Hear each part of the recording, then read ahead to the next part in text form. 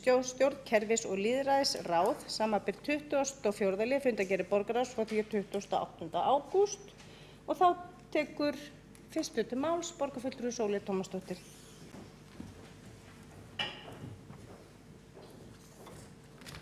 Forseti, góðir borgarfulltrúar.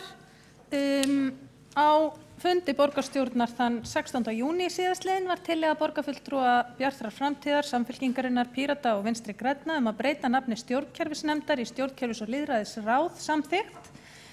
Þá var jafnframt samþykkt að ráðið skyldi vera í fyrsta flokki samkvæmt 13. grein samþykktar kjör og starfsaðstöðu borgarfulltrúa og vinnu við endurskoðun samþykktar fyrir ráðið yrði lokið fyrir fyrsta fund borgarstjórnar í haust.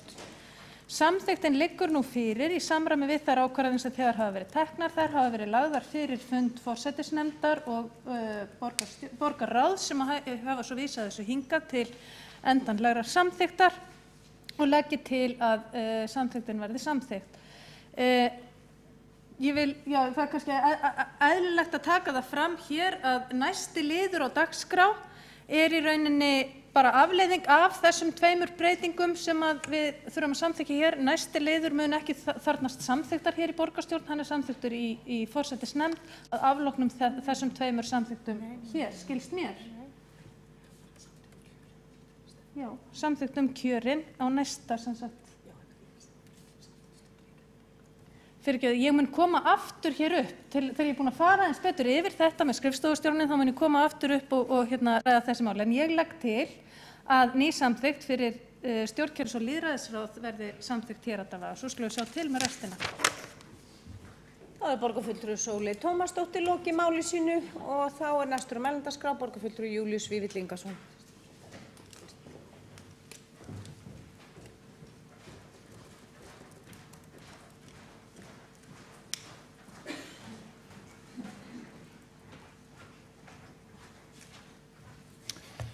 Forseti, ágætu borgarfulltrúar.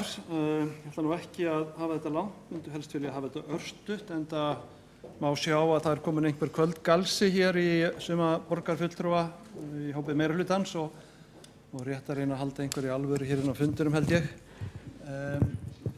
Ég lýsti því aðeins áðan að þetta nýja ráð, svokallað stjórnkerfis- og lýðræðisráð, það er nú ekki verið að spara fínu orðin og fínu heitin á þetta blessaða ráð sem hér er verið að stofna.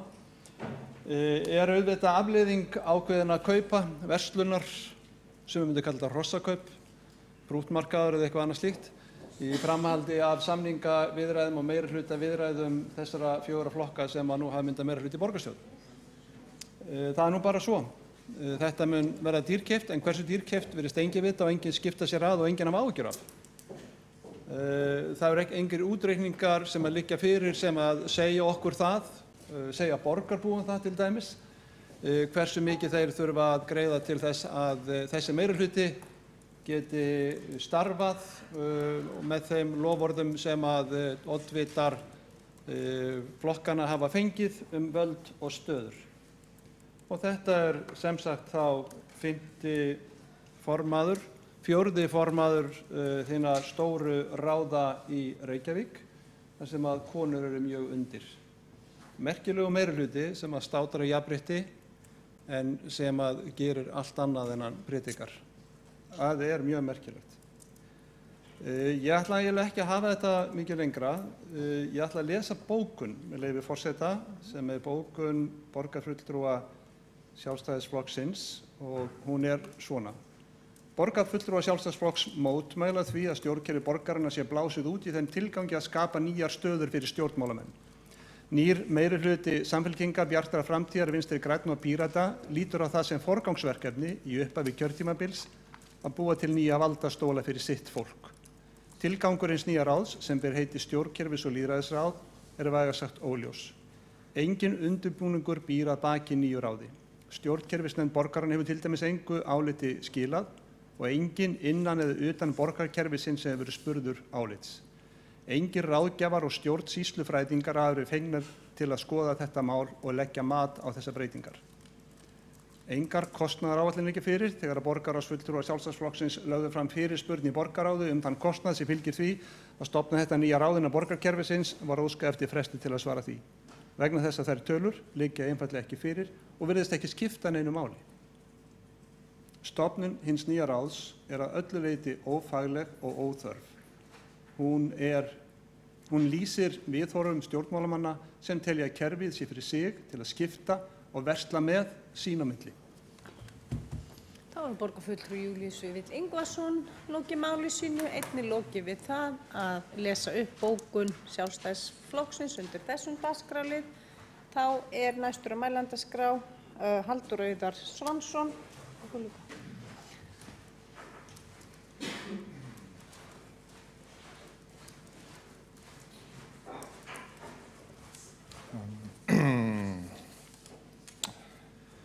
Ágæti forseti og borgarfulltrúar, ég kom stuttlega inn á ráðið og tilgang þess og markmið og hvernig það er hugsað áðan, en það er ágætt að fá rúm til þess að útskýra það frekar, sérstaklega í ljósi þeirra áhyggna sem að hér hafa komið fram. Hér er meðal annars verið að velta fyrir sér kostnaði og það er rétt að borgarráðsflokkur Sjálfstæðisflokksins lagði fram fyrirspurn 28. síðastliðinn, þar sem að spurt var kostnaðinn við ráðið og því verður væntanlega svarað á þeim vettvangi, en ég er hins vegar komin með bráðabirgðartölur sem mér hafa borist, sem að lesið hér upp með þeim fyrirvara að þetta kunni að breytast, en ég gerir nú ekki ráð fyrir stórlegum breytingum af því. Kostnaður við þessa nefnd, nafnið á ráðinu er náttúrulega bara komið út frá því að þetta var stjórnkerfis- og lýðræðisnefnd áður og er núna færið upp í ráð, var 4,1 milljón í fyrra. Gert er ráð fyrir að árlegur kostnaður sem að liggur fyrir verði samtals 36 milljónir. Þar af er 17,9 milljónir vegna greiðslur til nefndarmanna, 13,5 milljón er þess svo nefndur erindreki, gagnsæis og samráðs sem að samkvæmt meirihluta sáttmálanum verður ráðinn til verka. 4,7 milljónir er annar kostnaður. Borgarfulltrúinn Júlíus Vífill Ingvarsson skaut hér á 150 til 200 milljónir árlega. Þetta miðað við þessar tölur erum við að tala kannski 120 milljónir árlega, en á kjörtímabilinu fyrirgefið, þetta var talan sem hann nefndi við kjörtímabilið. Sinnum 4 gerir það 120, en hér er náttúrulega að horfa í kostnaðinn sem að var á nefndinni áður, rúmar 4 milljónir. En varðandi fullyrðingar að verkefnin séu óljós, þá er ég nú að vera ósammála því. Ég held að hér til dæmis bara á borgarstjórnarfundum í dag hafi komið fram verkefni sem þarf að ganga í og eru ekki endilega einföld, sem að bæta aðgengi borgarfulltrúanna sjálfra að upplýsingum. Og ég fór yfir,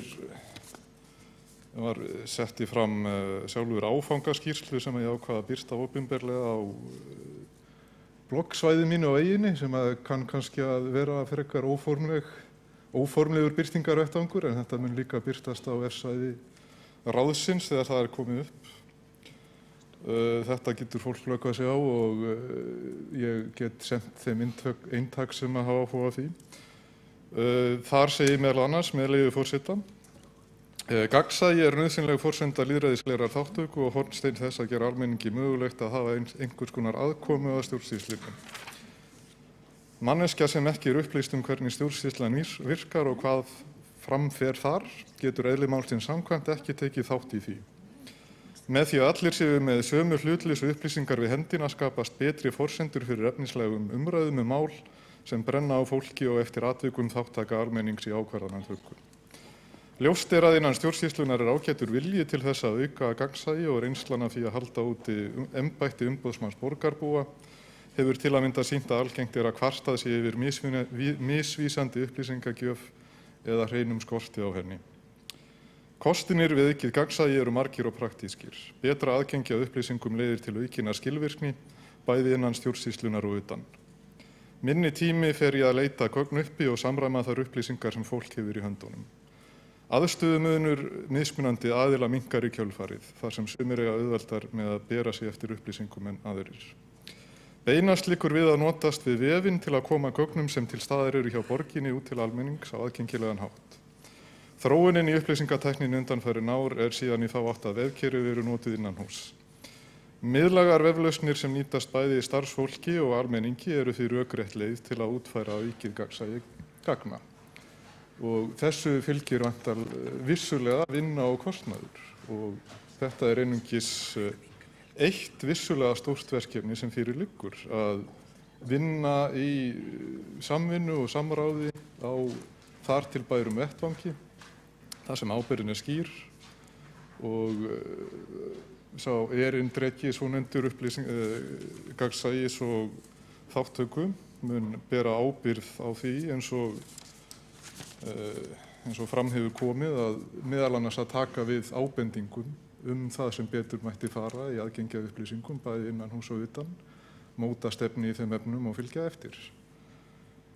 Og þetta í samræmi við stefnuskrá Pírata í Reykjavík sem lá fyrir kosningar nema þar var talað ábyrgðarmann upplýsingagagnsæis, þannig að fyrirhugaður erindreki mun hafa stærra hlutverk og víðara og tel ég meðal annars miðað við það sem að rætt hefur verið hér bara í kvöld að sé ekki vanþörf á.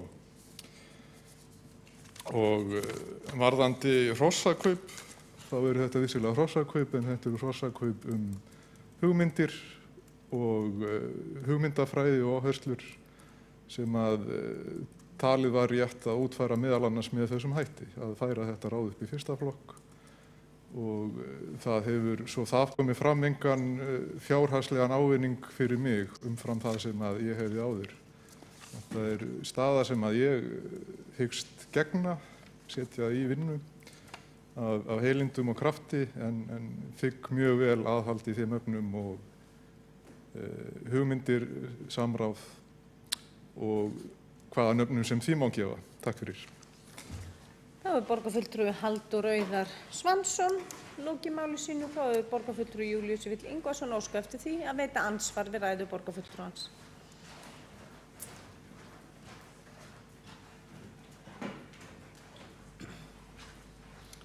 Forseti, ágætu borgarfulltrúar, ekki dreg ég í efa áhuga borgarfulltrúans Halldórs Auðar Svanssonar á að ná árangri í þeim verkefnum sem hann var að lýsa hér í sinni ræðu og fór yfir það. Það vill nú bara svo til, ágæti borgarfulltrúi, að það er nefnd hér í borgarkerfinu sem hefur nú ekki verið mikið notuð því miður en hefði þá verið tilvalið notað af þessu tilefni og hún heitir stjórnkerfisnefnd. Formaður hennar á síðasta kjörtímabili var Dagur B. Eggertsson og fundaði afar sjaldan. Það hefur því verið ágætt fyrir borgarfulltrúan Halldór Auðar Svansson að fá tækifæri til að spreyta sig innan þeirra nefndar og það er mikill misskilningur hjá honum ef hann heldur það að það sé ekki einhver kostnaðarauki í því að færa nefnd úr, held ég, 5. flokki frekar en 4. og upp í 1.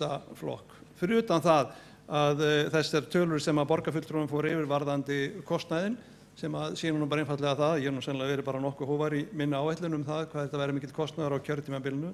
Þá hef ég áhyggjur af því, bara að fengi inn reynslu af því hvernig borgarkerfið virkar nú og hvernig menn virðast hafa tilhneigingu til að hraða utan á sig og ekki nefnt okkur dæmi það. Að þá hef ég nú, skal ég nú svona ræða þetta mál í lok þessa kjörtímabils og hef trú á því að þá munum komið ljós að þessi kostnaður hafi hlaupið verulega fram úr því sem að nú er gert ráð fyrir. Þá hefur borgarfulltrúi Júlíus Víll Ingvason lokið við það að veita andsvar og þá er óskar eftir því að svara andsvari. Já, þá hefur borgarfulltrúi Halldór Auðar Svansson óskað eftir því að svara andsvari.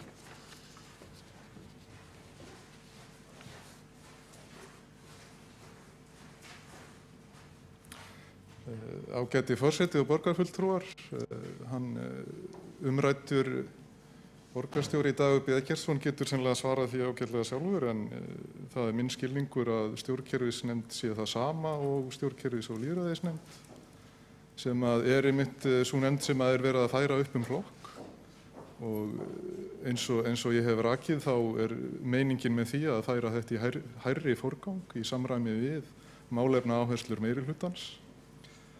Og ég hef aldrei haldið því fram að því fylgja ekki kostnaðarauki að færa nefndina upp í hærri flokk og hafa fleiri nefndarmenn og tíðari fundi. En það vissulega meiningin og von okkar að þetta muni skila sér í áþreifanlegum og umbótum sem að verða til hagsbóta og sparnaðar, bæði innan kerfisins og utan. Og eins og borgarfulltrúi Kjartan Magnússon vék að hér í ræðu fyrr í dag, það var víst í dag, ég held að það hefði verið fyrir 6, þá mun þar meðal annars vera sett í forgang opnun bókhalds. Staða þess er svo að það var komin einhvers konar niðurstaða embættismannahópsins sem átti að skoða þetta mál, þar sem voru settar fram sviðsmyndir. Ég átti eftir að funda með þeim. Þetta er fjármálafólk og það hefur verið nóg að snúast núna við að koma saman rammaúthlutunum. En eins og ég segi, þetta verður allt saman, það verður spennandi að fylgjast með þessu öllu saman. En ég tek undir líka með því sem að kom fram hjá borgarfulltrúanum Júlíusi Ingasyni líka fyrir í dag, að dag skuli að kveldi lofa, og vissulega þurfa allir hlutaðeigandi að standa reikningsskila sinna verka þegar þar að kemur. Takk. Það er borgarfulltrúi Halldór Auðar Svansson, lokið við það að svara andsvari, og þá er borgarstjóri næstur á mælendaskrá. Forseti, ágæta borgarstjórn, mér finnst hálfleiðilegt að umræðum þetta skuli svona leita ofan í einhvers konar hefðbundnar skotgrafir.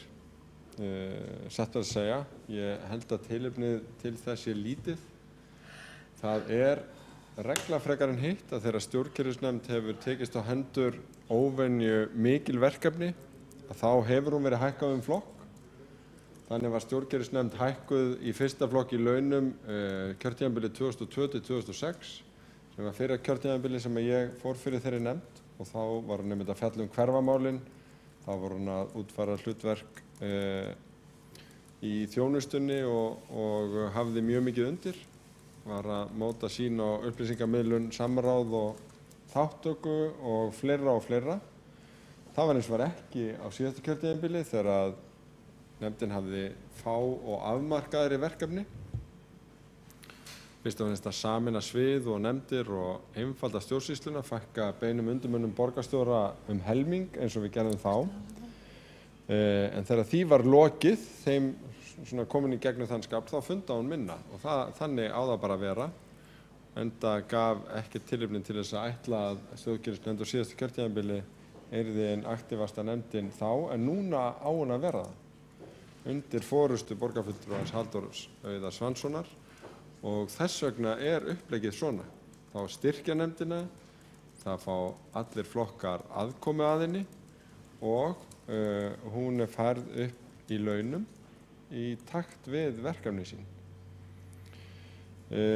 Svo er það auðvitað þannig að veldur hver á heldur, og nefndin, það gildir líka nefndina, en það er furðulegt að taka til máls undir þessum lið án þess að segja hið augljósa að við höfum verk að vinna og við getum öll staðið okkur betur. Við sjáum minnkandi traust í stjórnmála, minnkandi kosningaþátttöku, en leið mikinn áhuga á að tala viðfangsefni borgarstjórnar og það sem að við erum að fást við hérna. Og leiðirnar sem verður þá að finna er að sameina þetta tvennt, áhugan og þau tæki sem við getum þróað til þess að fangan og leiðan hérna til valda með okkur í stjórnkerfinu. Gegnum samvinnu, gegnum ferla, gegnum rafrænt þátttökulýðræði og annað sem að birt var í ágætu skjali formannsins.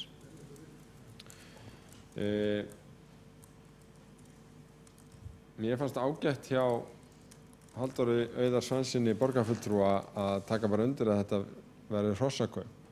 En hrossakaup hugmynda, og mikið hefði ég vilja óska þess að þegar verið að mynda meirihluta hér á stundum á árum áður, og þá hafi menn verið fyrst og fremst að hugsa hugmyndir sínar og hvernig verið að vinna þeim framgang, en ekki kaupa hús á 580 milljónir til þess að mynda meirihluta. Ég hefði vilja óska þess að myndun meirihluta hefði einmitt snúið að hugmyndum, og þannig er það með þennan meirihluta og það er hans styrkur. Það verður styrkur í þessu starfi að Pírataleiðar þegar koma hérna nýir inn og hafa sterkt umboð til þess að breyta upp á nýjungum og ég mun gera allt sem í mínu valdi stendur til að styðja Halldór Auðar Svansson, Pírata og nefndina raunar alla í að koma í verk þeim umbótum sem að hún kemst að niðurstöðu Þá hefur borgarstjóri lokið máli sínu og þá hefur borgarfulltrúi Júlíus Vífill Ingvason óskað eftir því að veita andsvar við ræðu borgarstjóra.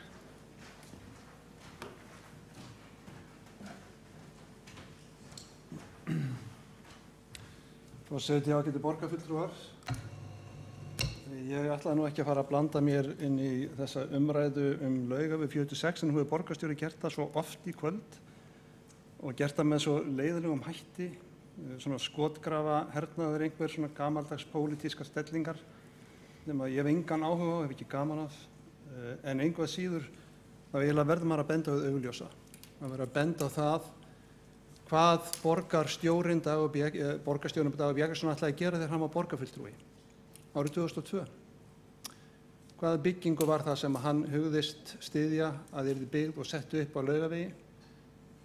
Hús sem að eru svona mjög svipuð því sem að er það sem stjörnubíóstofur upp á Laugavegi, röð af húsum, 4 hæðir, hótel, engin sól hefði komist inn á Laugaveginn á þessum kafla, engum hefði þótt þessi hús merkileg, falleg eða viðeigandi, passa fyrir Reykjavík, engin af þeim gestum sem við fáum hérna utan úr heimi hefði þótt varið í að labba Laugaveginn á þessum kafla, öfugt við það sem er nú. Laugaveg 46 er Reykjavík. Það ómerkilega hús sem að núverandi borgarstjóri vildi að þarna yrði byggð er ekki Reykjavík. Er ekki svo Reykjavík sem ég vil sjá. Sumt kostar peninga. Það einfaldlega kostar sumt peninga. Arfleifðin kostar peninga. Það er miklu auðveldir að rífa og byggja upp. En það er akkurat bara sem betur fer var það ekki gert. Þá hefur borgarfulltrúi Júlíus Vífill Ingvason lokið við að veita andsvar. Þá svarar andsvari borgarstjóri. Forseti, ágæta borgarstjórn, mikið væri indælt minnst fyrir borgarfulltrúan Júlíus Vífill Ingvason ef að sagan væri nú svona eins og hann man hana og ég er ekkert að efast hann munina svona. En þannig vill til að ferðar eru fundagerðir hjá borgarstjórn og öllum ráðum borgarinnar og fimmtudaginn 30. ágúst 2007 þegar að útlitið á þessum byggingum var samþykkt að þá var Júlíus Vífill Ingvason borgarfulltrúi ekki bara viðstaddur, hann samþykkti ekki bara útlitið, heldur gagnrýndi Samfylkinguna harðlega fyrir að samþykkja það ekki. En Samfylkingin satt hjá í málinu vegna þess að þáverandi meirihluti Framsóknarflokks og Sjálfstæðisflokks fór ekki eftir gagnrýni og ábendingum rýnihóps útlit nýbygginga í miðborg Reykjavíkur sem að Samfylkingin taldi að ætti að fylgja í svona viðkvæmum málum. Þannig að ég held að Júlíus Vífill Ingvason borgarfulltrúi verður bara að rifja þetta mál aðeins betur upp. Ræðan hans hefði verið góð eða hefði eitthvað verið til í henni en svo er því miður ekki. Þá hefur borgarstjóri lokið við það að svara andsvari. Þá veitir borgarfulltrúi Júlíus Vífill Ingvason andsvar öðru sinni. Já, ágætt forseti og ágætt borgarfulltrúar. Já, það er sennilega bara rétt hjá borgarfulltrúanum Degi Bjargasyni, ég bara man það ekki svona. Og sennilega því að var ekki svona. Ég bara man ekki eftir þessu svona. Ég hins vegar bara upplýsi borgarfulltrúanum það að leita inn í þau gögn sem að liggja fyrir í skipulagssjá borgarinnar þar sem hann sér hvað það er sem þarna átt að byggja. Og hann getur farið yfir það. Hafi ég einhvern tímann verið þeirra skoðunar að það hefði farið vel á slíkur uppbyggingu, þá sem betur fyrir skipti skoðun. Og ég er mjög ánægð með það að skipta skoðun. Og það verður gott að vita það og gott að heyra í borgarfulltrúanum Degi Bjargasyni sem er núverandi borgarstjóri, hvort að hann hefði frekar viljað fá þá uppbyggingu sem þarna stóð til, sem samþykkt var 17. september minni mig árið 2002. Það er borgarfulltrúi Júlíus Vífill Ingvason lokið við það að veita andsvar öðru sinni. Þá svarar andsvar öðru sinni borgarstjóri. Forseti, ágæta borgarstjórn, til upprifjunar þá skal hér lesin bók borgarráðsfulltrúa Framsóknarflokks og Sjálfstæðisflokks frá þessum nefnda fundi. Með leyfi forseta, ný afstaða Vinstri grænna og Samfylkingar í borgarráði hlýtur að vekja upp spurningar trúveruleika þessara flokkar. Báðir flokkar höfðu forystu að samþykkja deiliskipulag sem gerir ráð fyrir niðurrifi húsanna á síðasta kjörtímabili og svo framvegis. Þarna var fundið að því að Samfylkingin vildi ekki samþykkja þá útlit sem þarna var rætt og þannig var það nú bara. Ákvörðunin uppkaup húsanna var hálfu ári síðar. Hver var staða málsins þá? Staða málsins þá var sú að húsafriðunarnefnd hafði lýst yfir skyndifriðun. Skyndifriðun á deiliskipulagi sem var vissulega frá 2002, hafði verið samþykkt af öllum í borgarstjórn og ekki hafði komið miklar athugasemdir við. Það kom fram skyndifriðun, menntamálaráðherra var á leiðinni að friða húsið borginni að kostnaðarlausu. Og þá gripið til þess í tengslum við meirihlutamyndun að slengja fram úr borgarsjóði 580 milljónum króna. Takk fyrir.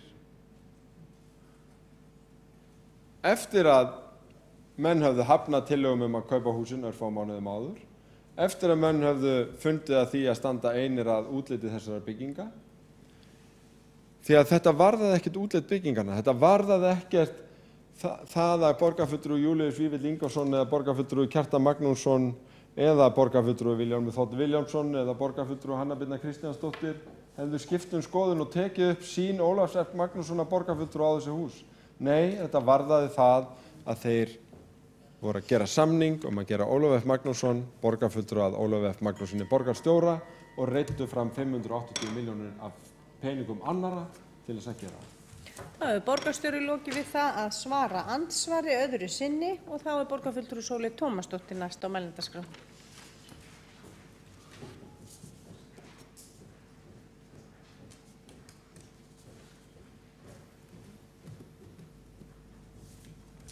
Forseti, góðir borgarfulltrúar. Þetta ekki fyrsta skipti sem að stjórnkerfinu breytt í Reykjavík. Ráðum hefur verið fjölgað og fækkað í þessu stjórnkerfi fram og tilbaka bara á þeim 8 árum sem að ég hef setið í borgarstjórn og það hefur verið gert ótrúlega oft fyrir það af ýmsum ástæðum. Það alveg ljóst að með tilkomu Pírata í borgarstjórn Reykjavíkur með því að borgarbúar völdu Pírata hér inn og meirihluta sem að hafði auknar lýðræðis áherslur að þá bæði brýnt og eðlilegt að stjórnkerfið aðlagist þeim verkefnum sem að kjörtímabilið ber í skauti sér. Borgarfulltrúar Sjálfstæðisflokksins eru samir við sig. Þeir hafa alltaf verið á móti stjórnkerfisbreytingum, eða næstum því alltaf. Þeir voru ekki sammálaðir þegar umhverfisráð var sett á laggirnar, þeir voru ekki sammálaðir þegar mannréttindaráð var sett á laggirnar, þeir hafa ekki verið sammála alls konar ráðum og nefndum sem sett hafa verið á laggirnar og hefja upp raust sína útþenslu báknsins og auknum kostnaði í miðlægri stjórnsýslu hvenær sem þeim dettur í hug. Það hefur reyndar verið alveg svona eins konar Davíðs einkenni á afstöðu sjálfstæðismanna gagnvart stjórnkerfisbreytingum. Við erum bara á móti no matter what. Líka þegar verið að sameina skipulagsráð og umhverfis og samgönguráð eins og gert á síðasta kjörtímabili. Þar var verið að slá saman 2 ráðum og spara. Sjálfstæðismenn voru á móti af því að þetta var tillaga meirihlutans. Alltaf á móti. Nema þegar að þeim hentar eitthvað annað. Þannig var það vorið 2006 að þrátt fyrir að ekki hefði komið neinar stórkostlegar áherslur fram hjá frambjóðendum Sjálfstæðisflokksins að það þyrfti að leggja aukna áherslu á leikskólamál eða með einhverjum hætti draga leikskólana frá öðru í menntakerfinu, að þá gerðist það með mjög skyndilegum hætti í meirihlutaviðræðum Sjálfstæðisflokks og Framsóknarflokks að það þurfti að stofna sérstakt leikskólaráð, einhverju hluta vegna. Svo heppilega vildi reyndar til þegar meirihlutasamningurinn var samþykktur að sérstök áhersla var lögð á leikskólamálin, algjörlega óháð því hvað hafði staðið í kosningaáherslum þessara 2 flokka og svo skemmtilega vildi til að það passaði einmitt fjöldiformennskna við fjölda borgarfulltrúa. Það var einmitt búið að bæta við einu ráði til þess að allir borgarfulltrúar Sjálfstæðisflokks og Framsóknarflokks fengju formennsku. Það var sérstakt. Það eru ekki allir sem að haga sér með þessum hætti. Meiri hluti Samfylkingar, Bjartrar framtíðar, Vinstri grænna og Pírata eru að leggja hér til stjórnkerfisbreytingar af hugsjónaástæðum til þess að bregðast við þeim breyttu áherslum sem að þurfa að verða hér í borginni þar sem að við í rauninni erum með tvöfalt stjórnkerfi. Við erum í rauninni bæði með miðlæg fagráð, mjög stóra öfluga miðlæga stjórnsýslu og hverfisráð. Við höfum einhvern veginn ekki tekið ákvörðun í hvaða átt við ætlum að fara og stjórnkerfisnefnd sem að vissulega hefur verið starfrækt á síðustu kjörtímabilum, hún hefur ekki valdið þessu hlutverki. Hún hefur verið of lítil með of veikt umboð og of óskýr verkefni. Þess vegna ætlum við núna að búa til þetta ráð. Þess vegna fögnum við því að Píratar skuli vera gengnir hér til liðs við borgarstjórn Reykjavíkur og borgarfulltrúum Sjálfstæðisflokks ætti eiginlega að vera nær að fagna því að hér skuli vera komið fólk sem að virkilega hefur bæði þekkingu og eldmóð í því að breyta stjórnkerfinu þannig að við getum bæði hagrætt og aukið skilvirkni vegna þess að það er það sem að stjórnkerfi borgarinnar þarf. Til þess þarf að stofna stjórnkerfis- og lýðræðisráð, til þess þarf Halldór Auðar Svansson sem hefur sérþekkingu og eldmóð á þessu sviði að stýra ráðinu og til þess þurfum við öll að fara svo áfram að vinna svo áfram að því að breyta hér stjórnkerfinu. Ég skammast mín ekkert fyrir það að vera að setja á laggirnar þetta ráð. Ég hlakka þvert á móti til að sjá það sem að kemur frá þessu ráði og ég hlakka til að fylgjast með stjórnkerfinu breytast í þágu borgarbúa, í þágu okkar allra á kjörtímabilinu. Þá hefur borgarfulltrúi Sóley Tómasdóttir lokið máli sínu og þá hafi ekki fleiri kvatt sér hljós. Jú, þá er borgarfulltrúi Kjartan Magnússon. Gjörðu svo vel.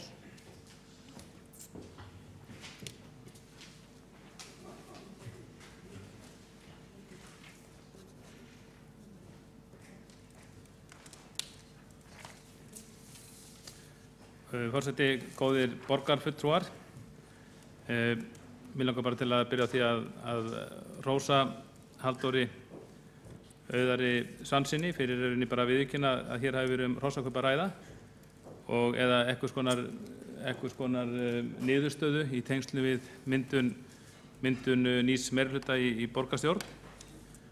Og þess er dálítið furðulegt að heyra síðan borgarstjórinn og forstjóri borgarstjórnar kom upp og eitthvað reyna að bera það tilbaka, segja þetta sem er eðlilegt og eitthvað slíkt og seilast ansi langt aftur í tíman og fjalla hér stjórnkerfisbreytingar í mjög víðum skilningi. Það er svo sem ekki að því. Það er alveg mjög verðugt viðfangsefni að fjalla það. Ég vísa því nú algjörlega á bug að því það var tekið sér sérstaklega sem dæmi að árið 2006 þá hefur verið bætt við einu ráði svo allir fengju formennsku, allir borgarfulltrúar Sjálfstæðisflokksins og Framsóknarflokksins sem voru 8 tölu að þeir fengju allir formennsku. Þetta er algjörlega alrangt, nær ekki nokkru átt. Formannssætin voru í jafnmörg eftir kosninga 2006 og þau verið fyrir kosninga 2006. Þetta kjörtímabilinu 2002 til 2006, það man ekki betur en að allir borgarfulltrúar væru formenn í einhverju ráði. Þannig það þurfti sjálfur sér ekkert að fjölga ráðum þess vegna. Hins vegar manni mögulegt eftir því úr þessari kosningabaráttu að þá gagnrýndu sjálfstæðismenn það að meirihluti R-listans hafði lagt of litla áherslu á leikskólamálinu og sagðist alltaf að bæta úr því. Og ég held að mér finnst það, eins og segi, mér finnst það svona ekki sæmandi að saka aðra borgarfulltrúa það að þeir hafi verið að stofna til þessu skyni. Ég held að allir séu vitið það að sá borgarfulltrúi sem valdist í það að vera formaður leikskólaráðsins frá 2006 og að mestuleyti til 2010. Þetta var sá borgarfulltrúi sem alveg brann fyrir þennan málaflokk og sinnti honum mjög vel. Hafi einhver verst í vafa með það í meirihlutamynduninni eða strax í myndun meirihlutans, þá held ég að það hafi fljótlega verið afsannað. En ég man hins vegar mjög vel eftir því að þegar að á fyrsta fundi nýkjörinna borgarstjórnar 2006 þá lét hinn nýji minnihluti sem samanstóð af vinstri flokkunum. Hann var hér með ótrúlegt gunnuhlaup og var með alveg ótrúlega margar ásakanir dylgjur og fleira, hafði upp ýmsar ásakanir og dylgjur varðandi myndun þess meirihluta og þetta var ein af þeim. Ég ætla nú að vona að það fari ekki í söguna sem einhver sannleikur, jafnvel þótt Sólveig Tómasdóttir borgarfulltrúi látið sér sæma fara að bera það hér á borð og reyna að endurtaka það til þess að fólk fari að halda að sé eitthvað satt. Nú, ég var svo á þessu kjörtímabili, að hluta þess kjörtímabils, þá var ég sjálfur formaður menntaráðs, þannig að ég kynntist málaflokknum allvel, bæði skólamálunum, líka leikskólamálunum, þó ég var ekki formaður þess ráðs. Og ég verð að segja það eins og og það hefur verið mér skoðun síðan að það sé beinlínis æskilegt að hafa sérstakt ráð sem sinnir leikskólamálunum, enda fjölmarga vinnustaða að ræða. Það vill svo til að ég ákvað á síðasta kjörtímabili að heimsækja alla vinnustaði sem heyrðu undir nýtt skóla- og frístundaráð og að því ég tel æskilegt að borgarfulltrúar sem sitji í þessum fagráðum, þeir séu í tengslum við fólk og minnstu kosti hafi séð komið á alla vinnustaði sem myndi það heyra. Þetta eru 204 vinnustaðir, telst mér til, sem eru núna undir sameinuðu skóla- og frístundaráði. Þetta eru 100 leikskóla vinnustaðir, þetta eru 45 grunnskóla vinnustaðir, ég segi þetta því sem eru sameinaðir, 36 frístundaheimili og 23 félagsmiðstöðvar.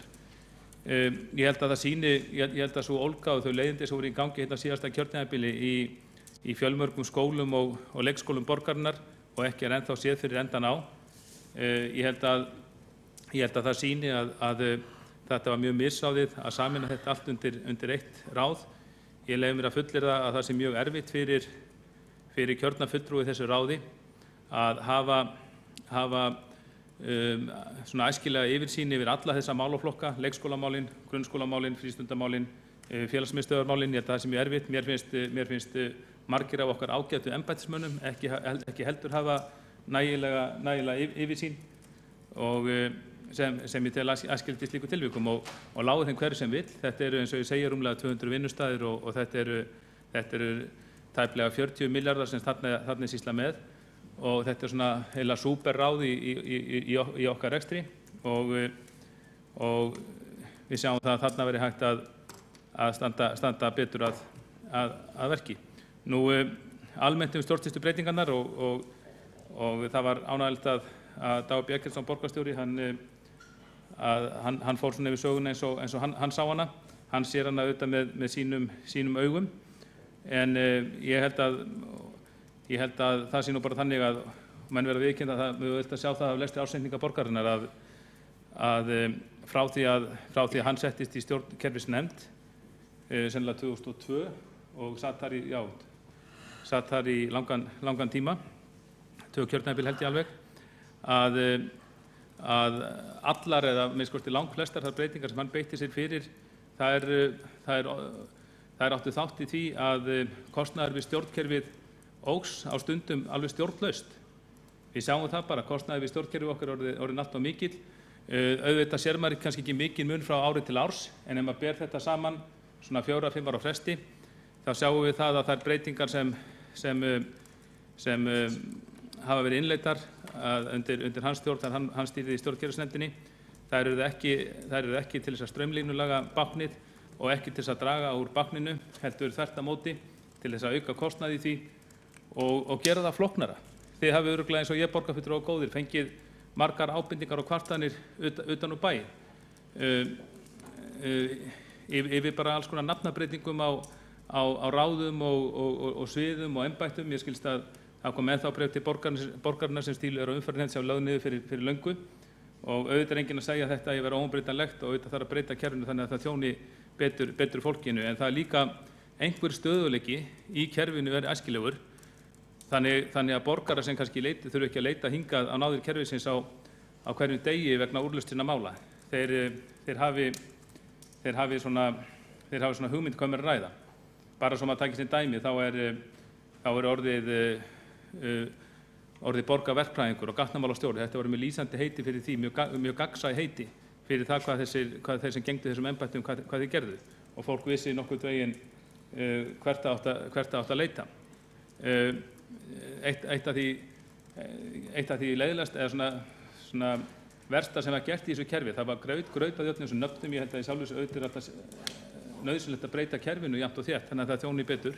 En ég ekki viss að það hafi þurft að breyta öllum nöfnunum í sjálfu sér. Ég held að það hafi verið æskilegt að við hefðum reynt að hafa það leiðiljósi sem var því miður ekki gert, að hafa kerfi sem aðgengilegast fyrir almenning, og ég held að þessi verðugt verkefni fyrir nýtt stjórnkerfis og lýðræðisráð að huga sérstaklega þessum þætti, reyna að teikna kerfið upp þannig að það sé rauninni á bara, það sé á færi bara barna að skilja kerfið án þess að þurfa að leita lengi á netinu. Þetta sé gagnsætt. Svo ég tek ekki annað dæmi að borgarlögmaður mjög gott heiti. Það fattar flestir þegar heyra orðið borgarlögmaður hvað embætti það er. Í einhverri stjórnkerfisbreytingu var held ég þetta heiti orðið skrifstofustjóri stjórnsýslu og starfsmanna, eitthvað svoleiðis. Svona var grautað með þetta kerfi, blessaði kerfi okkar fram og aftur, og auðvitað er þetta benda á ýmislegt sem hefur verið þróað fram á við í okkar kerfi og sömuleyti gert aðgengilegra fyrir almenning. En ég held líka að báknið í kerfinu sé orðið allt of stórt, að það séu allt of stórir hlutir í kerfinu ekki nægilega skilvirkir, og ég efast í sjálfu sér að það að stofna sérstakt stjórnkerfis og lýðræðisráð það leysi allan vanda. Það mætti halda, ef maður af óáþögðu máli, það mætti ætla að í því fælist viðurkenning þeirra sem stjórnuðu hér á síðasta kjörtímabili, viðurkenning á því að þeir hefðu bara algjörlega klúðrað dæminu, að þeir hefðu klúðraði svo rækilega að það þyrfti sérstakt stjórnkerfis og lýðræðisráð til þess að bera í bætifláka og laga þetta allt saman og gera þetta aðgengilegra. En því miður er þetta ekki svo. Við sáum að þetta er aukinn kostnaður, þetta er óskýr verkefni og það er svo sannarlega verið að fjölga nefndaformennsku, og sjálfur sér gott að menn skuli viðurkenni það. Það var kannski fyrsta skrefið í átt að auknu gagnsæi að menn viðurkenni það. Þá hefur borgarfulltrúi Kjartan Magnússon lokið máli sínu og þá hefur borgarstjóri óskað eftir því að veita andsvar við ræður borgarfulltrúans. Forseti, ágæta borgarstjórn. Ég vil fagna þessari almennu umræðu stjórnkerfisbreytingar þó að hún komi nokkuð á óvart, en rétt að rifja upp að því að borgarfulltrúum var að velta fyrir sér kostnaðaráhrifum af stjórnkerfisbreytingum á síðasta kjörtímabili, ef ég skildi það rétt, og þá er sérstaklega tekið á því í úttektarnefndarskýrslunni að hvergi lækkaði kostnaður meira en í miðlægri stjórnsýslu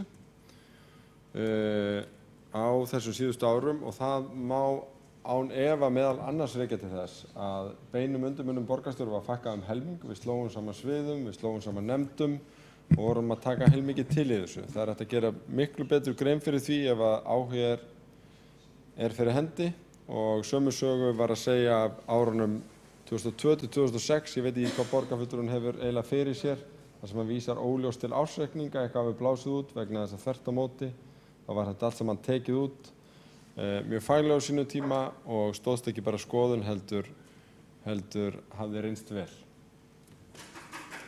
Þá hefur borgarstjóri lokið við það veita andsvar. Það svarar andsvari borgarfulltrúi Kjartan Magnússon.